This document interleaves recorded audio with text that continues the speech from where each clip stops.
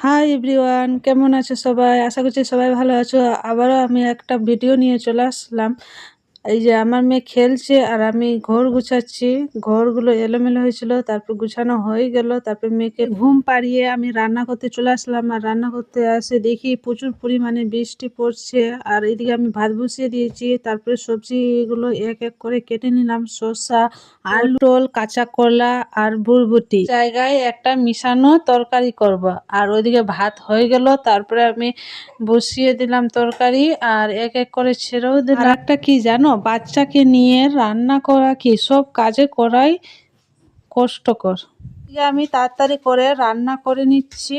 একটা তরকারি ভাত করব, তাড়াতাড়ি করে মেয়ে ওদিকে উঠে গেছে। তারপরে আমি সমস্ত কাজ সেরে এসে মেয়েকে খেতে বসালাম।